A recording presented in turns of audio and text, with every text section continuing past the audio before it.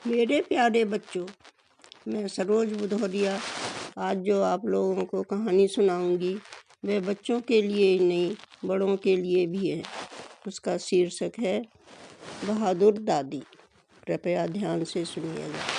मेरा आपसे यही अनुरोध है, यदि आपको मेरी कहानी पसंद आए तो प्लीज़ मेरे YouTube चैनल को लाइक करें, सब्सक्राइब करें, अपने ग्रुप में शेयर करें और घंटी का बटन दबाना ना भूलें।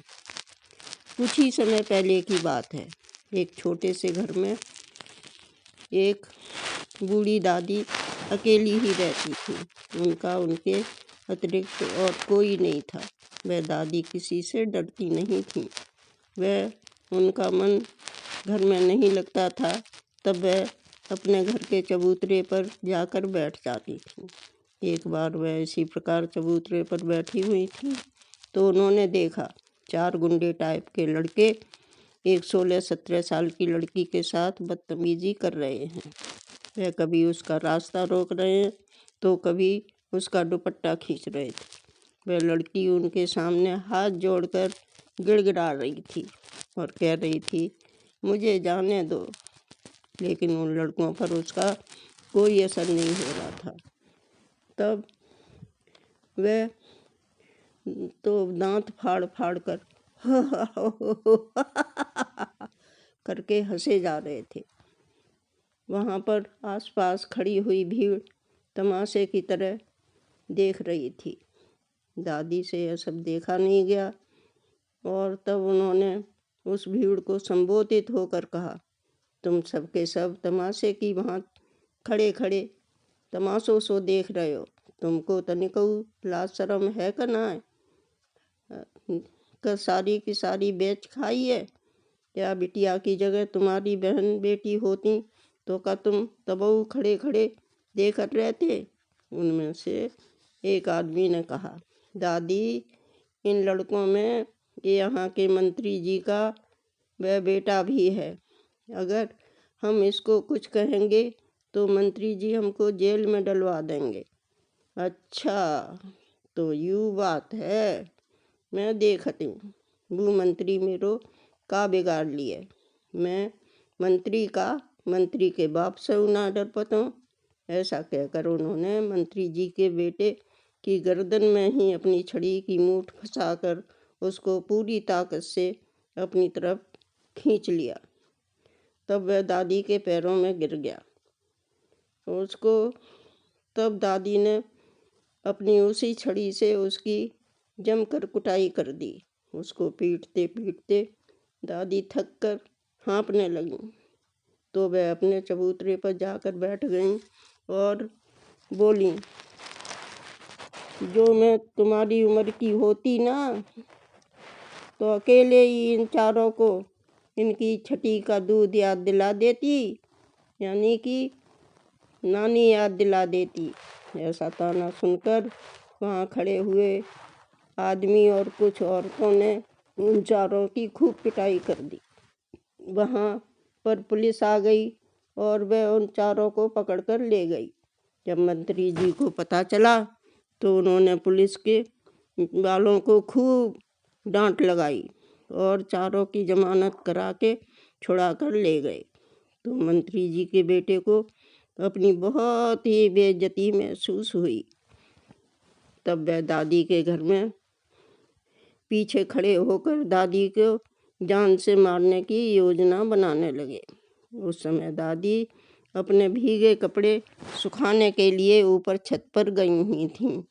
जब उन्होंने उन लड़कों को वहाँ पर खड़े हुए देखा कि वह लड़के ऊपर को हाथ उठाकर एक दूसरे को कुछ समझा रहे हैं, तब वह समझ गई कि ये लड़के मुझे मारने की योजना बना रहे हैं। तब उन्होंने नीचे उतरकर अपने चूल्हे की तमाम आग एक लोहे के परात में भरकर फिर से छत पर जाकर उन चारों के ऊपर डाल दी। इससे वह चारों बुरी तरह से जल गए और वहाँ से भागकर एक पास के हॉस्पिटल में भर्ती हो गए और काफ़ी दिनों के बाद ठीक होकर वहाँ से निकले। तब उन्होंने सलाह की कि इस बुढ़िया को अब उसके घर में ही घुसकर मार देंगे। उस समय दादी अपने लिए सब्जी बना रही थीं, इसलिए उन्होंने अपने नमक मिर्च का डिब्बा अपने पास ही रखा हुआ था। जब उन्होंने उन चारों को अपनी तरफ आते हुए देखा तो नमक मिर्च का डिब्बा उनके मुंह पर दे मारा। इससे सारी मिर्चें उनकी आंखों में घुस गईं। वे आंखों को मलते हुए इधर उधर भागने लगे। तब उनमें से एक लड़के के हाथ में चूल्हे के पास पड़ी हुई एक लकड़ी आ गई तो वह उसी को उठाकर हवा में घुमाने लगा, क्योंकि उसको कुछ दिखाई तो दे नहीं रहा था। तो वह लकड़ी अचानक दादी के माथे में लग गई और उनके माथे से खून बहने लगा। फिर भी दादी ने अपनी चोट की परवाह न करके एक हाथ की हथेली से दबाकर अपनी चोट पर रख ली और चूल्हे में से जलती हुई लकड़ी निकालकर बोली, अबई ठहर जाओ, अबई तो जलती वही लकड़िया से मैं तुम्हारी खबर लेती हूँ। तब वे चारों जल्दी जल्दी एक दूसरे को धक्का देकर वहाँ से दरवाजे की तरफ भागने लगे। तो उनको दरवाज़ा तो मिला नहीं, एक खिड़की जरूर मिल गई। खिड़की में से ही वह निकलने के लिए बाहर जाने लगे तो खिड़की में ततैयों का एक बड़ा सा छत्ता लगा हुआ था। तो सारे के सारे ततैये उनसे चिपट गए और उनको काट काट कर खूब सुझा दिया। तब तो उनको दादी पर और भी गुस्सा आ गया। तब वह सोचने लगे कि अब तो हमें अवश्य इस बुढ़िया को अपने रास्ते से हटाना पड़ेगा। लेकिन मंत्री जी के बेटे के दोस्तों ने उससे कहा, भाई अब तुम्हारी और हमारी दोस्ती ख़त्म होती है। हमारे माता पिता को तुमसे दोस्ती करना पसंद नहीं है। उनका कहना है कि तुम तो मंत्री जी के बेटे हो, तुम्हें तो तुम्हारे पिता हर आफत से बचा लेंगे और हम किसी केस में ऐसे फंसेंगे कि किसी प्रकार निकल नहीं सकेंगे। इसलिए हमको तुम्हारी दोस्ती छोड़नी पड़ती है। अब तो मंत्री के बेटे ने अकेले ही दादी को मारने का मन बना लिया और वह बड़ा सा चाकू लेकर दादी के घर में घुस गया। उस समय दादी एक दरांती से सब्जी काट रही थी। जब उन्होंने उस लड़के को चाकू लेकर अपनी तरफ आते हुए देखा तो उन्होंने वह दरांती ही उसको फेंक कर मार दी। उससे उसकी एक बाँह काफ़ी जख्मी हो गई और वह उल्टे पैर बाहर की तरफ भागने लगा तो उसका पैर दादी के दरवाजे की देहरी में फंस गया और वह औंधे मुँह सड़क पर जा गिरा। उस समय एक ट्रक उधर से आ रहा था, वह उसको कुचलता हुआ वहाँ से चला गया। इस प्रकार उस कुकर्मी की वहीं पर मृत्यु हो गई। जब मंत्री जी को यह खबर मिली तब वह अपने इकलौते और लाडले बेटे के शव पर बैठकर सिर धुन धुन कर पछताने लगे और कहने लगे, अगर मैं अपने बेटे को गलत रास्ते पर चलने से रोकता रहता, उसके न मानने पर धमकाता रहता, तो मुझे आज यह दिन देखना नहीं पड़ता। लेकिन अब पछताए क्या होता है जब उसका मर गया लाल। तो मेरी आज की कहानी यहीं पर समाप्त होती है। अगली कहानी फिर कभी।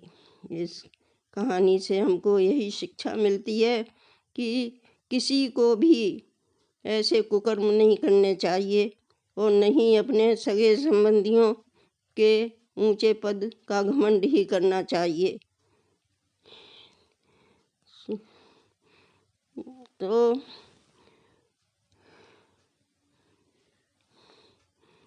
कहते हैं, दुर्बल को न सताइए बाकी मोटी हाय, मुई खाल की सांसों सार भस्म हो जाए। तो मेरी कहानी यहीं पर समाप्त होती है और अगली कहानी फिर कभी। मेरा आपसे यही अनुरोध है कि यदि मेरी कहानी आपको पसंद आई हो तो मेरे YouTube चैनल को लाइक करें, सब्सक्राइब करें और अपने ग्रुप में शेयर करें तथा घंटी का बटन दबाना ना भूलें। धन्यवाद।